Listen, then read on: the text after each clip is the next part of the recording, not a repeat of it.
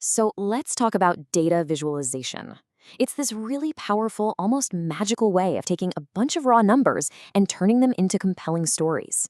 Stories that actually help us make sense of this incredibly complex world. You know that feeling, right? When you're just staring at a spreadsheet, drowning in data, you are not alone. In its raw form, data is, well, it's just noise. It's this chaotic, overwhelming wall of numbers that's pretty much impossible to understand. It's confusing, and honestly, it doesn't really tell you anything useful. But here is the secret weapon: our own brains. It turns out the human brain processes visual information 60,000 times faster than text. I mean, think about that, 60,000 times. This isn't just some fun fact. It is the absolute key to unlocking the power that's hiding in all that noise. Which really brings us to the main idea here. Data is just the ingredient. Visualization, that's the recipe that turns it all into a story we can actually understand and, do something with.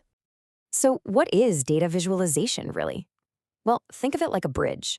On one side of the river, you've got that total chaos of raw data. And on the other side, there's human understanding. Visualization is what connects them. It transforms those numbers into intuitive pictures that suddenly show you patterns and insights that were completely invisible before. And look, it's not just about making things look pretty. A good visualization is a tool that helps you ask questions. It guides you through a whole process, right? From just observing what's going on, to comparing different values, to understanding the patterns, explaining the story, and then, the most important part, making a smarter decision based on what you see. Probably the best way to think about different charts isn't like some boring old catalog, but more like a toolkit. Each tool, each chart type, is perfectly designed to answer a very specific, very common question you might have about your data. Okay, so let's start with a total classic. Imagine you're looking at sales figures and you need to know which product line is doing the best. How do you clearly compare them, side by side? The bar chart is your best friend here. Instantly, our brains can see and process the different lengths of the bars. You don't even have to read the numbers carefully. You can just see that electronics is the clear winner.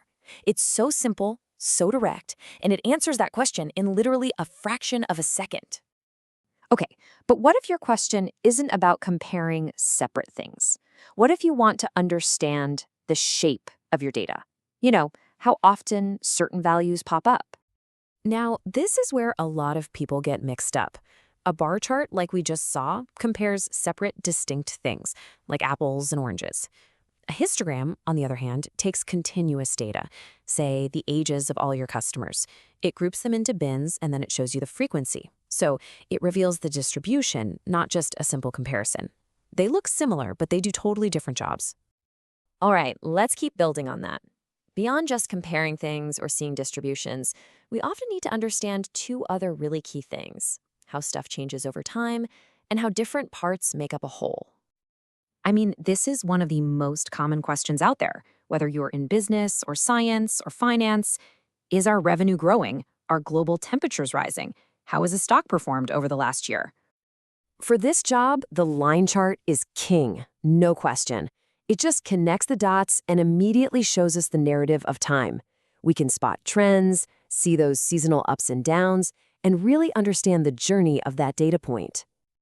Okay, one last tool for now. What if you don't really care about change over time, but you want to see the composition? Like, how is our company's budget broken down? Or who has the biggest piece of the market pie right now? This is where the donut chart, which is really just a cleaner, more modern version of the pie chart, is perfect. It gives you this immediate, intuitive sense of proportion. You can instantly see that Company A has the lion's share of the market. It's all about understanding the parts of a whole at a single glance. So we've got the tools. We know about bar charts and line charts and histograms, but just because you own a hammer doesn't make you a master carpenter, right? Knowing the charts isn't enough. There's a real art to using them well. And the core principles are actually pretty simple, but they're so powerful.